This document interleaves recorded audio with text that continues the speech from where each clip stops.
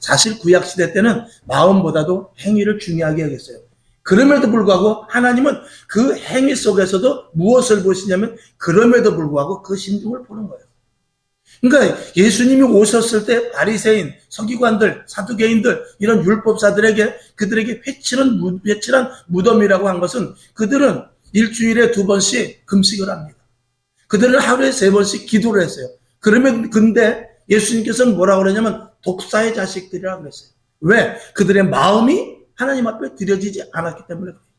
양을 드리는데 저는 것을 드립니다. 눈 먼 것을 드립니다. 다리 저는 것, 이 병든 것을 드립니다.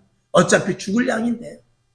어차피 죽을 건데 뭘 실한 거를 드려? 하나님도 아시겠지? 나 이거 먹고 살아야 돼. 요즘 장사도 안 되고 힘들어 죽겠어요. 이거 나 이거 내일 팔아야 됩니다. 그러니까 좋은 거를 팔 테니까 이거 어차피 죽을 거니까 제가 제 죄를 압니다. 그러니까 이 병든 양을 받아 주시옵소서. 그런 식으로 했다는 것이죠. 그러니까 예수님께서 성전문을 차라리 닫아버려라. 그렇게 예배드릴 바에는 필요 없다 그거죠. 여러분, 하나님은 제사 드릴 때 이 양을 태웁니다. 여러분, 양을 태우면 어떤 냄새가 나겠어요? 그 기름 냄새가 사실은 고약합니다. 근데 하나님 그걸 흠양하셨다고 그랬어요. 여러분, 그 냄새가 좋아서 흠양하는 게 아닙니다. 우리의 죄의 사해지심을 보고 하나님께서 기뻐 받으시는 거예요. 근데 그런 제사가 아니고 병든 거, 눈 먼 거 갖다가 태우면 하나님이 그걸 받으시겠어요? 냄새가 역겨울 뿐이죠. 오늘 우리들의 예배가 마찬가지입니다. 우리는 마음을 다하고 뜻을 다하고 생명을 다하고 목숨을 다하여 주 앞에 드린다고 했지만 그것이 형식이 돼서는 안 됩니다. 주님 앞에 여러분 혼자 예배 드린다 할지라도 지금도 작은 교회, 지하교회 두 부부가 예배 드리는 교회도 있습니다. 또 식구들끼리 오손도손 앉아서 10명 미만 예배 드리는 교회도 있습니다. 그러나 하나님이 받으시느냐 안 받으시냐 거기에 관건이 있는 것이지 몇 명이 모였나가 중요한 것은 아닙니다. 오늘도 저와 여러분 마음을 다하고 뜻을 다하고 충성을 다해서 주님 앞에 마음을 드릴 수 있기를 주님의 이름으로 축원합니다. 하나님께서 우리가 오늘 예배를 드리는데 하나님이 이 예배를 통과 안 해. 그러면 어떡할 거예요? 그러면 우리 예배는 1시간 예배 드린 시간만 아까울 뿐이지 하나님이 받으시지 않으면 우리의 예배는 하나님과 전혀 관계없는 종교적인 모임만 되고 마는 것입니다. 모여서 밥 먹고 한 주간 동안 잘 있었습니까? 하는 친목회 정도밖에 되지 않은 거예요. 우리는 우리 성도들끼리 모여서 교제도 하지만 더 중요한 것은 위로 하나님과 우리와의 관계입니다.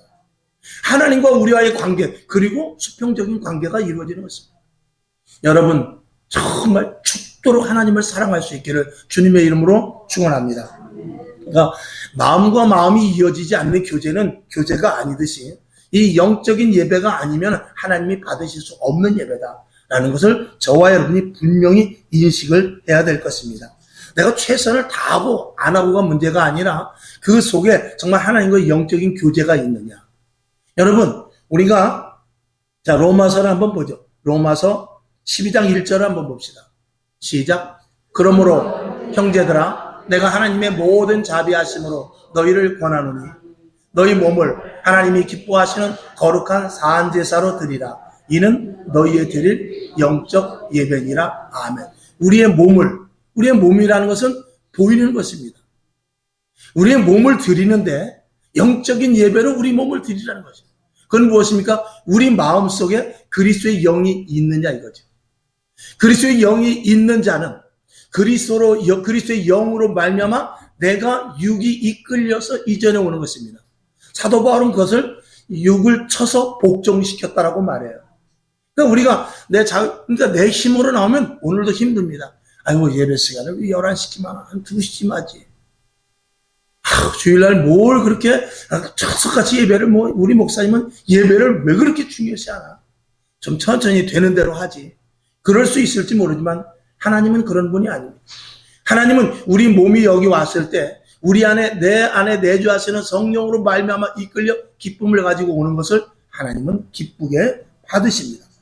자, 그러니까 우리의 육은 예수 그리스도로 말미암아 거듭난 육을 말하는 것인데 성경을 한 번 더 보죠. 로마서 8장 9절을 보겠습니다. 시작. 만일 너희 속에 하나님의 영이 거하시면 너희가 육신에 있지 아니하고 영에 있나니 누구든지 그리스도의 영이 없으면 그리스도의 사람이 아니니라. 아멘. 여기 보면 하나님의 영이 우리 안에 있으면 우리가 육신의 사람이 아니라는 거예요. 우리가 몸을 드리러, 우리가 몸으로 앉아있지만 우리 안에 그리스도의 영이 있으면 하나님은 그것을 영의 예배로 받으신다는 거예요.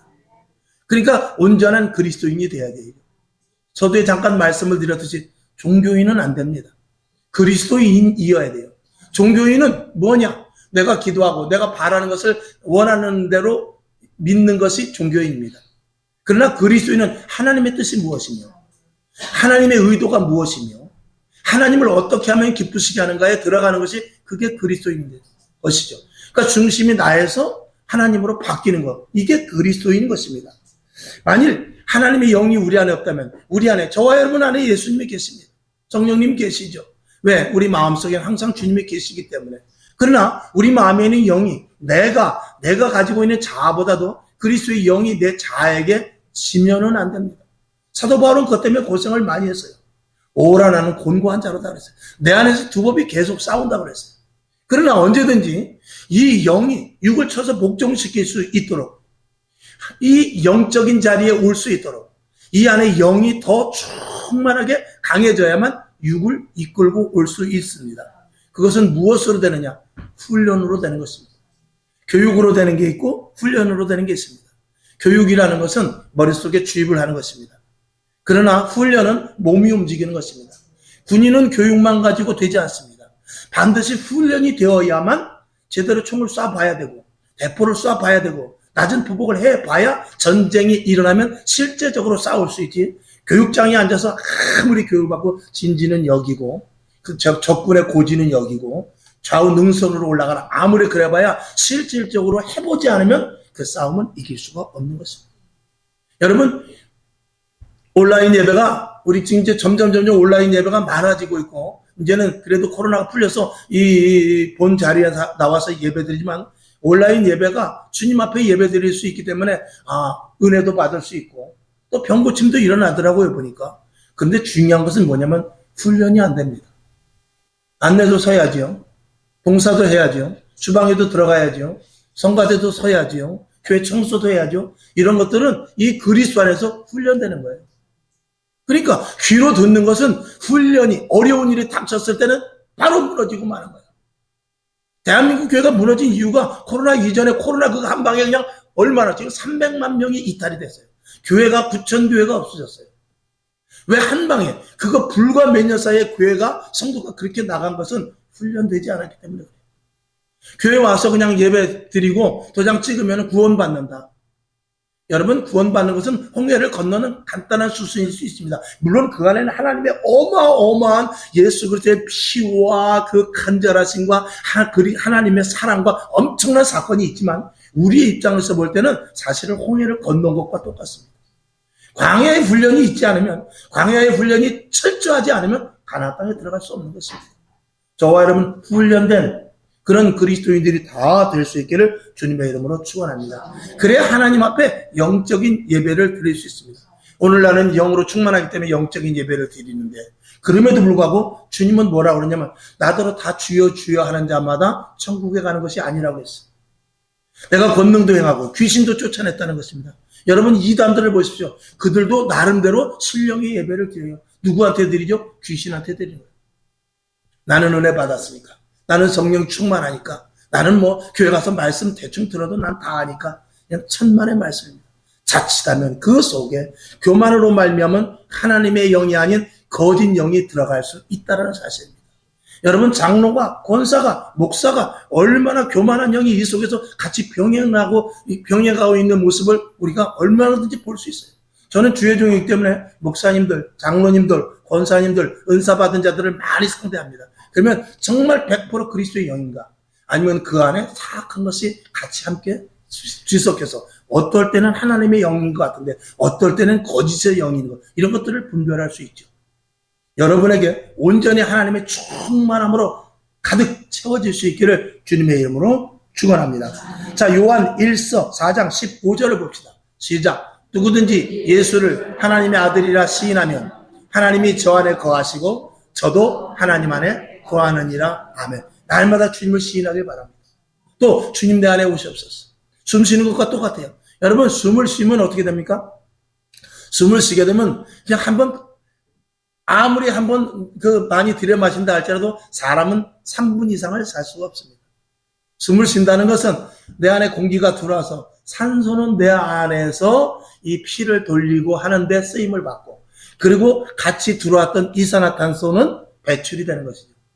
계속 공기가 들어오는데, 유입이 들어오는데 산소만 쓰는 것입니다.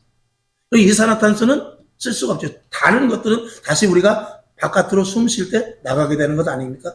여러분, 하나님의 말씀을 계속 지속적으로, 그래서 성경은 되새김질하는 짐승을 하나님께서 부정이 아닌 정한 짐승이라고 그래요. 그 되새김질한다는 것은 하나님의 말씀을 날마다, 저와 여러분은 잡초와 같이 항상 죄에 노출되어 있는 사람입니다. 그 참 희한한 게, 작물을 심어 놓으면 조금만 관리를 안 하면 죽어요. 근데 잡초는 뽑아도 어디서 그렇게 나는지 3일만 그냥 놔두고 비 한 번 오게 되면 잡초는 무성하게 자라요. 근데 작물은 그렇지 않습니다. 작물은 그냥 놔두면 난리가 나버리죠. 그러니까 희한하게 악한 것은 그냥 놔둬도 저절로 자라요. 근데 선한 것은 반드시 관리를 해야 돼요. 우리 심령도 그렇습니다. 우리가 오늘도 나와서 예배드리고 기도하고 성경 보고 그리고 감사하고 전도하고 그러지 않으면 우리는 이 속에는 저절로 잡초가 그냥 무성하게 날 수밖에 없는 거예요. 그래서 날마다 오늘도 말씀으로 씻고, 예수 그리스도의 보혈의 피로 씻고, 성령의 불로 소멸시키고, 또 제단에서부터 생수액이 흘러 넘쳐서 우리에게 시원함을 얻지 않으면 우리는 그냥 놔두면 어떻게 되죠? 저절로 놔두면 어떻게 되죠? 저절로 가면 어떻게 됩니까? 저절로 가는 건 중밖에 없습니다. 저절로 가는 건 중이에요. 저절로 놔두면 그냥 죽는 것입니다. 우리는 반드시 영적인 활동을 해야만 사는 것입니다. 여러분, 여기 아무리 건강해도요, 병원에 한 달만 누워있으면요, 여기 병원에서 오신 분도 계시겠지만, 병원에 한 달만 누워있으면 우리 일어나지도 못합니다. 저도 이제 나이가 60이 넘으니까 운전을 1시간 정도 하고 하잖아요. 차에서 내릴 때 무슨 소리가 나요? 아이고. 차에서 1시간 가만히 앉아있는데, 앉았다가 일어나려면 이게 회복하는 시간이 몇 초 이상 걸려요.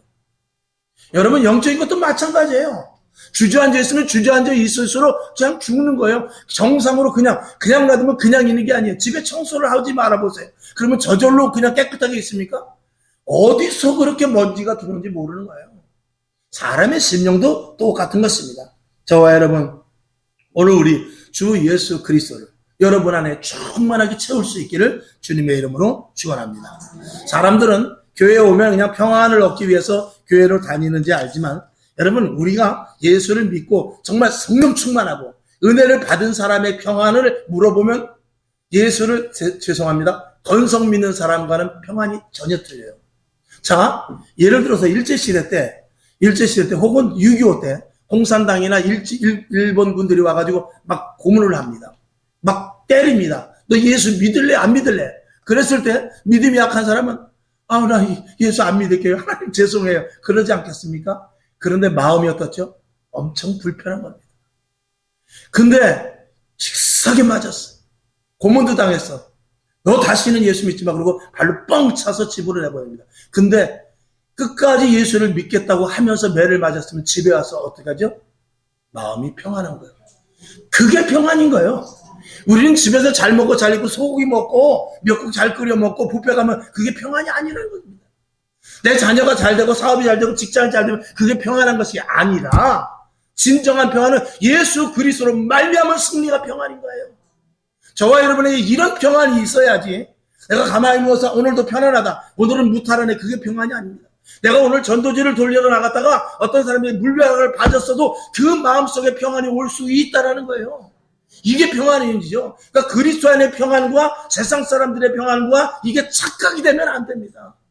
저와 여러분은 세상 사람의 방식대로 사는 것이 아니라 하나님 나라, 하나님의 사람 방식대로 살기 때문에 평안을 이 세상에서 찾으면 세상 사람들과 똑같이 되는 거예요. 점점 교회 오기 싫어요. 점점 산에 가고 싶고요. 점점 해외여행 가고 싶고, 점점 먹을 거 찾으러 가게 돼요. 맛집이 어딘가 보게 되고. 그러나 교회 안에 들어왔으면 어떻게 하면 성경을, 올해는 내가 작년에는 1독했지만 올해는 2독해야 되겠다. 어떻게 하면 내가 올해는, 작년에는 내가 한 사람 전도했지만 이번에는 3사람 전도해야 되겠다. 내가 기도 5분 했지만 10분 하고 말았지만 기도할 게 없었지만 이게 아니구나 하면서 기도를 1시간 2시간 할 수 있으며 그런 상황 가운데서 주님이 주시는 하나님 세계 안에서 평안이 진정으로 찾아오게 되는 것입니다. 이런 평안이 있는 사람들은 절대로 교회를 떠날 수가 없습니다. 코로나가 문제가 아니라 전쟁이 일어나도 우리끼리 서로 연락해서 모여서 지하에서 모여서라도 예배를 드릴 것입니다. 하나님이 원하는 사람이 그런 사람입니다. 그런 예배가 신령과 진정의 예배로 완성이 되는 것입니다. 여러분 이 마음을 가질 수 있기를 주님의 이름으로 축원합니다. 사도 바울, 베드로 우리 한번 좀 봐야 되겠는데 성경을 한번 보겠습니다. 사도행전 12장 6절 시작. 헤롯이 잡아내려고 하는 그 전날 밤에 베드로가 두 군사팀에서 두 쇠사슬에 매여 누워 자는데 파수꾼들이 문 밖에서 옥을 지키더니 7절 후리온이 주의 사자가 곁에 서서 옥중의 방채가 조용하며 또 베드로의 옆구리를 채워 깨워 가로되 급히 일어나라 하니 쇠사슬이 그 손에서 벗어지더라. 아멘. 베드로는 옥에 갇혔는데 어떻게 해요? 천사가 옆구리를 쳐서 깨웠다라는 것은 그 옥중에서 베드로는 자고 있었다는 것입니다. 여러분 같으면 분해서 잠이 오겠습니까? 내가 이렇게 복음을 전했는데 아니 나를 좋은 데로 인도해야지. 하나님 내가 이렇게 옥에 가두면 이게 무슨 맛으로 무슨 재미로 내가 예수를 믿겠습니까? 그렇지 않겠어요? 근데 베드로는 그게 아니에요. 하나님 내가 주로 말미암아 고통을 당했으니 감사합니다. 주님은 나를 위해 십자가에 못 박혀 죽으시고 머리에 가시관을 쓰시고 그리고 큰 못으로 박혀 창으로 찔려 피를 다 흘리셨는데 내 이런 고통 때문에 예수를 믿기 때문에 이런 고통이 있다는 거 너무나 감사합니다. 그리고 그 안에서 쿨쿨 자고 있으니 천사가 와서 옆구리를 찔러서 깨웁니다. 그게 평안인 거예요. 그게 평안인 것입니다. 지금 육신은 착고에 매여 있지만 그게 평안인 거예요. 자, 사도 바울도 한번 봐야 되겠죠? 사도행전 16장 25절을 보겠습니다. 시작. 밤중쯤 되어 바울과 실라가 기도하고 하나님을 찬미하며 죄수들이 듣더라. 아멘. 자, 밤중에 어떻게 찬미를 할 수 있습니까? 옥중에서 착고에 매여 있는데 근데 찬양이 나오는 것은 하나님 감사합니다. 그 안에 보이지 않는 위로부터 주시는 이쪽 세계 말고 이쪽 세계에서 주시는 평안이 막 물밀듯이 밀려오는 거예요. 하나님 감사합니다. 하나님 감사합니다. 내가 예수 믿기 때문에 이런 어려움을 당했는데 하나님 감사합니다. 나도 하나님 정말 주님 앞에 갔을 때 나도 주님께서 눈물을 씻어주시겠죠. 그런 평안을 가지고 옥중에 있었던 것이죠. 결국은 그 안에서 간수를 구원해내는 놀라운 역사가 일어나게 되죠. 평안한 가운데 일어나는 것입니다. 여러분 사도 바울이나 베드로나 아마 옥에 갇혀 있었습니다만 그럼에도 불구하고 마음이 평안했겠죠. 그런 평안이 이 그리스도 안에서는 진정한 평안이라는 것입니다. 얼마나 오히려 자 옆구리를 천사가 찔러서 베드로를 바깥에 나가게 합니다. 또 옥토가 막 흔들려서 착고가 풀려져서 바울과 실라가 풀려나는 몸이 됐어요. 얼마나 마음이 좋았을까요? 그렇지. 그 기쁨이 하나님 조금 내가 며칠 더 있어도 되는데 너무 감사합니다. 그럴 것 아니겠습니까? 그때 베드로와 사도 바울의 마음이 얼마나 시원했겠어요. 근데 하나님도 얼마나 마음이 좋았겠어요. 여러분 하나님이 그러니 기뻐하시는 그래 네가 내 아들 예수 그리스도의 고통을 알고 네가 그 안에서 오히려 평안을 느끼는구나. 내 마음이 참 기쁘다. 라고 하나님이 무슨 눈으로 영적인 관계를 가지고 보고 있다 이 말이죠. 오늘 저와 여러분 하나님을 그런 상황 가운데 시원하게 해드릴 수 있기를 주님의 이름으로 축원합니다. 그래서 이런 고백이 나오죠. 사도행전 4장 29절 시작 19절 시작 베드로와 요한이 대답하여 가로되 하나님 앞에서 너희 말 듣는 것이 하나님 말씀 듣는 것보다 옳은가 판단하라 라고 딱 부러지게 이야기를 합니다. 타협이 없죠. 나는 오직 예수라는 것입니다. 내가 옥에 갇히는 것은 문제가 아니라는 것입니다. 내가 어떤 상황이 문제가 아니라 하나님과의 관계 속에서 위로부터 주시는 은혜 가운데 내가 있느냐. 하나님이 주시는 진정한 평안을 내가 가지고 있냐? 이게 중요한 것이지. 내가 지금 잘 먹고 잘 입고 전도했더니 막 3,000명씩 오는데 베드로 사도님 최고입니다. 최고입니다. 사도 바울 역시 멋집니다. 근데 그래. 사실 이거 내가 한 것이 아니고 하나님이 한 것이 하나님이 한 것이야 하면서도 그러면서 했다면 하나님이 그를 끝까지 쓰실 수가 없는 것입니다. 기독교는 산 종교입니다. 죽은 종교가 아니라는 것입니다. 그래서 형식이나 자신의 마음에 그냥 위로나 받는 그런 종교가 아닌 것이거든요. 오직 하나님의 말씀을 섬기고 하나님의 말씀을 순종하면서 하나님의 자녀답게 사는 것인데, 그 자녀답게 살고 하나님의 말씀을 순종하면서 보이지 않는 그 세계 속에서 영적인 싸움 속에서 날마다 승리하는 것을 포함합니다. 진정으로 이 세계를 놓친다 할지라도 이쪽 하나님의 세계를 안다면 그때부터는 무엇이 보이기 시작하느냐? 표면이 아니라 이면이 보이기를 시작하는 거예요. 저건 마귀의 장난이구나. 저건 귀신의 역사구나. 저건 저 사람의 의도와 다른데 하는 분별력과 하나님의 의도를 알게 되는 것이죠. 이것은 이 세상에 그 어떤 사람들이 누릴 수 있는 그런 물질이나 건강이나 사업이 잘 되는 복보다도 그거는 신령한 가치가 있는 복이에요. 그런 복을 우리들에게 가지라는 거예요. 물질은 써버리면 그만이에요. 왕년에 뭐 잘 살면 뭐합니까? 나도 금송아지가 있는데 금줄이 없어서 내가 안 끌고 나가는 사람이야. 이렇게 얼마든지 말할 수 있어요. 그러나 진정한 행복은 그게 아닙니다. 하나님과 나와의 계속된 관계 속에서 하나님께 묻고 하나님이 대답하고 하나님이 사인을 주고 그 사인을 내가 감지하고 표면이 아니라 이면 속에서 하나님의 역사하심과 마귀가 패하는 이런 모습을 보는 것이 이게 진정한 그리스도인의 가치라는 것입니다. 이 가치를 갖지 못하면 신앙생활은 힘듭니다. 예수 믿는 것은 답답합니다. 직분이 올라갈수록 점점 교회 다니기 싫습니다. 아이고, 내가 집사 때는 11조 안 해도 되는데 이제 안수 집사 되고 권사 됐으니까 11조도 해야 되고 어떡하지? 절기연금도 해야 되고 큰일 났네. 아이고, 안내도 서야 되는데 아이고, 청소도 해야 되고 밥당번도 해야 되고 어떡하지? 이게 점점 힘들어져요. 그러나 성령으로 말미암고 정말 그리스도 안에 들어가서 이 새 세상을 알게 될 때는 이 눈에 보이는 것은 아무것도 아니라는 것을 알게 돼요. 이번에 이제 지나갔으니까 말씀을 드립니다. 우리 사모는 얘기하지 말라고 그랬는데, 저희 우리 원로 목사님 생신이 이제 엊그제 지났어요. 엊그제 지났는데, 이제 우리 사모가, 아유, 소고기라도 한 건 사서 국이라도 끓여드려야지 맨날 교회 일한다고 카페 비지도 못했는데. 그러고 이제 전도를 나갔어요. 전도를 나갔는데, 저희 교회 한 두어 번 기도하러 오신 분이 있어요. 그분은 이제 길에서 이렇게 만났는데, 느닷없이 소고기를 사주겠다는 거예요. 그래서, 웬 소고기? 아니, 됐다고. 아니라고 마음에 감동이 온다는 거야. 그분이 그럴 뿐이 아니거든요. 그렇게 친하게 뭐 잘 지내지도 않고. 그래가지고 굳이 그 옆에 그 푸주간을 가가지고 소고기를 900몇 g인가를 사놨더라고요. 돈도 꽤 되더라고요. 좋은 거 사놨더라고요. 그래가지고 그걸로 국을 끓여서 우리 원로 목사님 생신을 해드렸어요. 여러분, 지나가는 사람이 1,000원 꿔달라면 꿔줘요? 10,000원만 빌려달라고 하면 줍니까? 근데 무슨 관계가 있다고 소고기를 사주냐 이 말이에요. 여러분, 세상에는 지연이 있고 학연이 있고 또 혈연이 있고 다 있습니다. 근데 우리는 영연이 있어요. 영적인 관계가 있다 이 말입니다. 그러니까 시어머니하고 며느리하고 싸워도 동기간에 싸워도 영적인 관계는 그게 아닌 게 있는 거예요. 그 세계에 들어가면은요 너무 재밌어요. 그 안에 들어가면은요 얼마나 신이 나는지 몰라요.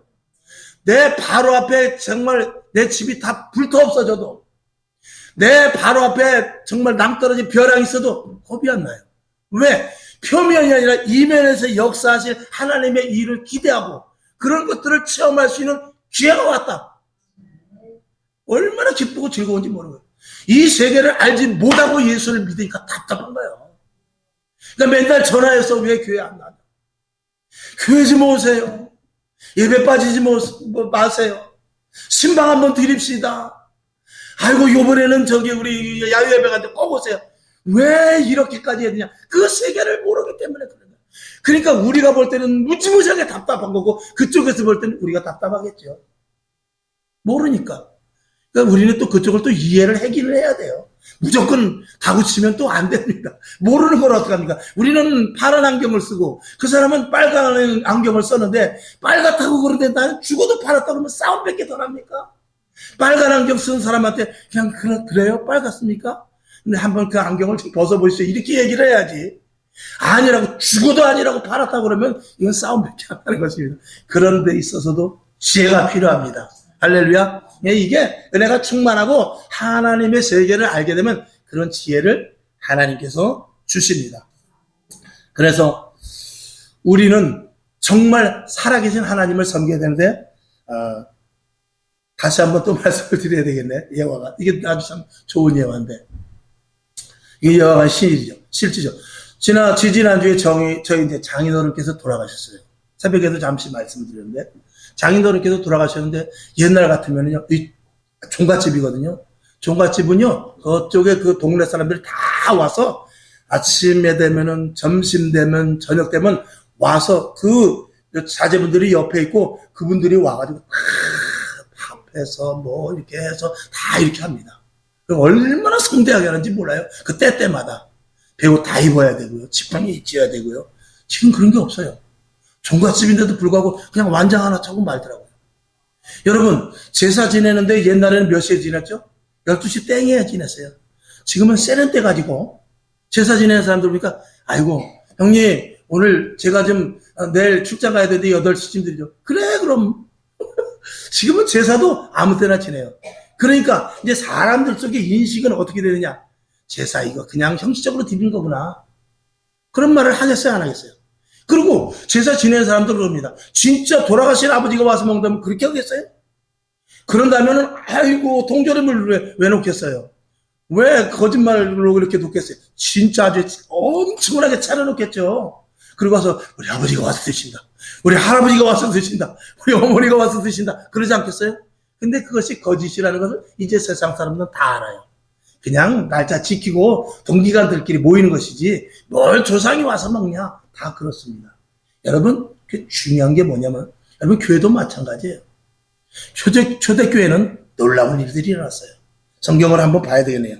자, 마가복음 16장 17절 예수님께서 말씀하셨어요. 시작. 믿는 자들에게는 이런 표적이 따르리니 곧 저희가 내 이름으로 귀신을 쫓아내며 새 방언을 말하며 18절 뱀을 집으며 무슨 독을 마실지라도 해를 받지 아니하며 병든 사람에게 손을 얹은즉 나으리라 하시더라. 이 일이 지금 일어나냐? 사도행전 2장 42절부터 47절까지 좀 깁니다만 봅시다. 시작. 저희가 사도의 가르침을 받아 서로 교제하며 떡을 떼며 기도하기를 전혀 힘쓰니라. 43절 사람마다 두려워하는데 사도들로 인하여 기사와 표적이 많이 나타나니 믿는 사람들이 다 함께 있어 모든 물건을 서로 동용하고 또 재산과 소유를 팔아 각 사람의 필요를 따라 나눠주고 날마다 마음을 같이하여 성전에 모이기를 힘쓰고 집에서 떡을 떼며 기쁨과 순전한 마음으로 음식을 먹고 하나님을 찬미하며 또 온 백성에게 칭송을 받으니 주께서 구원하는 사람을 날마다 더하게 하시니라. 아멘. 자, 이것이 초대교회의 원교회 샘플이에요. 모형입니다. 그걸 원형교회라고 그래요. 그러니까 원래 교회는 그런 곳이에요. 근데 2000년이 지나서 지금 어떻게 되느냐? 축사하면은 그 교회 신비주의라고 그러고, 병든 자 고치면은 이상한 교회라고 그러고, 방언하면은 절대 가지 말라고 그러고, 어떤 목사님조차도 방언하려면 교회에서 하지 마시고 집에서 하든가 하라고. 이러면은 이게 초대교회하고는 전혀 다른 교회예요. 초대교회하고는 맞지를 않아요. 초대교회 성도들이 왔을 때 교회가 뭐 이래? 이거 완전 맹물이네. 포도주와 같이 맛이 나야 되는데 맹물이네. 조금 전에 읽었던 대로 마가복음 16장 17절에 있는 대로 믿는 자들에게 이런 표적이 나타난다고 했는데 뱀을 집든지 말든지 뱀 집으니까 죽어버리고 병든 자에게 손을 얹었는데 아무 역사도 나타나지 않고, 방언하는 사람도 없고, 통변하는 사람도 없고, 환상 본 사람도 없고, 놀라운 기적과 하나님으로 말미암아 이 세계에서 일어났던 일들을 체험도 못하고, 그러면 그게 교회가 아닌데, 그럼에도 불구하고 태연하게 예배를 드리면, 그러면 세상 사람들이 올 때 교회도 별거 아니구나, 이렇게 되는 거예요. 교회에서 그 일이 계속적으로 일어나야 교회가 세상 사람들이 두려워하고 오히려 칭송하고 하는 일들이 일어나는데, 그런 일이 일어나지 않으니까 교회도 별 볼 일 없구나, 이렇게 돼버려요. 제사도 엉터리구나, 똑같은 거예요. 제사자가 별 볼 일 없구나. 교회도 별 볼 일 없고, 하나님이 살아계시기 뭘 살아계셔요. 하나님은 그냥 막연하게 있는, 그저 자기네들이 모여서 하나님이라고 만들어 놓고 그냥 예배 드리는 거지, 하나님의 무슨 역사가 일어나. 누가 그렇게 한 거죠? 우리들이 신사적이기 때문에 그런 거예요. 우리들이 너무 점잖기 때문에 그런 거예요. 우리가 지식으로, 머리로 훈련되지 않고 교육으로 예배를 드리기 때문에 그런 거예요. 이런 교회는 하나님께서 촛대를 옮기죠. 하나님이 거기 뭐하러 계십니까? 계실 이유가 없죠. 아니, 제사를 지낼 때 엉터리로 지내듯이 초대교회 같이 행하지 않는데, 그런 일을 부인하는데 하나님이 거기 와서 뭐라 역사하겠어요? 이거는 마지막에 갈수록 점점 심화됩니다. 점점 심화돼서 초대교회 같이 성령의 충만함으로 많은 교회가 있느냐, 아니면 정말 지식적인 교회로 가느냐, 이 두 가지가 딱 나눠지는 것인데, 좀 불행하게도 마치 가나안 땅을 정복하러 갔던 여호수아와 갈렙과 같이 10명의 말은 부정적인 녀석, 2명은 가나안 땅을 믿음으로 갈 수 있다, 저들은 내 밥이다라고 말합니다. 근데 그 비율이 10대 2가 되니까 이 10명의 정탐꾼이 말이 틀린 게 아닌 게 문제인 거예요. 맞는 말이란 말입니다. 그 땅은 장대하고 큰 안악자손들이 있고, 그리고 그들은 얼마나 힘세고 싸움도 잘하는데 우리가 가면 백전백패다, 우리는 그들 앞에 메뚜기다, 그 말이 맞는다니까요. 여러분, 성령 충만하지 않는 교회도 그 설교하는 것이나 교회에서 그 하는 모든 것들이 다 맞아요. 얼마나 신사적이고 멋진지 몰라요. 교회에서 야유회도 가고 부흥회도 하고 나름대로 다 해요. 그런데 10명의 정탐꾼 같은 그런 모습으로 행하니 어쩌면 좋냐 이거죠. 그 비율이 점점 이제 우리가 30-40년 전만 해도 성령 충만한 교회가 많았어요. 초대교회 같은 교회가 많았어요. 기적이 나타나고 표적이 일어나고 밤새 기도하면서 입신 들어가고 그런 일이 비일비재했어요. 산에 올라가서 나무도 붓고. 근데 지금은 산에 올라가서 나무 뿌리면 무슨 지금 신비주의로 그렇게 하냐. 하나님이 우리 안에 계셔. 하나님이 다 아셔. 뭘 1시간씩 기도해.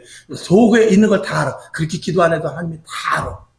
이런 악한 사탄막이 꾀임에 넘어가는 그런 교회들은 탈락되는 10명의 정탐꾼과 같은 교회가 되는데, 그 비율이 이게 점점 약해지는, 이게 이제 문제인 것입니다. 여러분, 신앙생활 철저하게 해야 돼요. 저와 여러분이 우리 교회에 나와서 신앙생활 하고 안 하고 문제가 아니라 바르게 해야 돼요. 천국 가야 됩니다. 그냥 예수 믿고 들러리 되면 안 돼요. 나더러 주여 주여 하는 데마다 다 하나님 나라에 가는 게 아니라는 거예요. 누가 그랬어요? 예수님이 그랬다니까. 천국의 주인인 예수님이 그랬어요. 천국의 주인인 예수님인데 우리가 갈 수 있다고 그러면 예수님이 뭐라고 해요? 너 무슨 짓 하냐? 그러지 않겠어요? 심각한 얘기예요. 여러분, 진짜 교회는 오늘 본문 읽은 대로 마가복음, 사도행전 읽은 그런 교회가 진짜 교회예요. 사도행전 교회 같이 해야 돼요. 그런 교회가 그래도 소수나마 남아있기 때문에 오늘까지 교회가 이어져 온 거예요. 10명의 정탐꾼 같은 그런 교회가 있었으면 다 쓰러지고 넘어갔죠. 대단히 죄송하면 꼭 그렇다고 저는 보지 않습니다. 이번 코로나 때 문을 닫는 교회가 저는 어떤 교회라고 생각합니까? 여러분에게 질문을 던지고 말겠어요. 사도 바울은 그래서 세상 방식 갖고는 안 된다. 하나님의 방식과 사람의 방식은 틀려요. 홍해를 건너는 방식이 하나님의 방식과 우리 방식이 틀려요. 여리고성을 무너뜨리는 방식이 하나님의 방식과 우리의 방식은 전혀 틀립니다. 나만 장군의 병을 고치는 데 있어서요, 하나님의 방식과 우리의 방식은 전혀 틀려요. 그러니까 이쪽에서는 아무래도 하나님의 방식을 찾을 수 없지만 이 안에 이쪽으로 오게 되면 하나님의 방식이 보여져서 7번만 돌면 되네. 7번만 목욕을 하면 되네. 왜 흙으로 눈을 비벼주지? 그렇지만 하나님의 방식 속에서 놀라운 일들이 일어나는 거예요. 좌절과 포기와 꿈과 소망이 다 짓밟히는 상태라 할 때도 하나님은 방법이 있어요. 하나님의 방식 속으로 들어가야 돼요. 이게 영으로 사는 사람들의 모습입니다. 육으로 사는 사람, 영으로 사는 사람. 사도 바울의 말씀을 보고 말씀을 마치죠. 자, 빌립보서 3장 8절 시작. 또한 모든 것을 해로 여김은 내 주 그리스도 예수를 아는 지식이 가장 고상함을 인함이라. 내가 그를 위하여 모든 것들을 잃어버리고 배설물로 여겼다. 그리스도를 얻기 위해서 똥과 같이 버렸다는 거예요. 자기가 지식과 얼마나 똑똑한 사람입니까? 다 버렸다는 것입니다. 고린도후서 5장 17절 시작. 그런즉 누구든지 그리스도 안에 있으면 어때요? 새로운 피조물이라는 것입니다. 이전 것은 다 지나갔으니 보라 새 것으로 새 사람으로 새로운 세계의 사람이 되는 것입니다. 마치 저 베트남에 있는 사람이 우리나라로 결혼을 오면은 이 우리나라 국민 시민권이에요. 그걸 받듯이 그렇게 달라지는 것입니다. 한 절 더 보고 말씀을 마치죠. 요한복음 15장 7절 시작. 너희가 내 안에 거하고 내 말이 너희 안에 거하면 중요합니다. 무엇이든지 원하는 대로 구하라. 그리하면 이루리라. 여기서 구하면 안 돼요. 이 안에는 구하지 않아도 보여요. 그런 은혜가 우리에게 있으면 예수 믿는 건 신납니다. 주일이 기다려집니다. 기도하고 싶어지고요. 우리 입술을 통해서 감사. 환경과 조건에 관계없이 감사가 나옵니다. 이 은혜가 있는 주님 오시는 그날까지 이 은혜가 영원하기를 주님의 이름으로 축원합니다. 아버지 하나님 감사합니다. 오늘 우리는 신령과 진정의 예배를 드리고 영적인 세계에서 또 다른 세계에서 사는 사람들입니다. 놓치지 않게 하옵소서. 예수님의 이름으로 기도합니다. 아멘.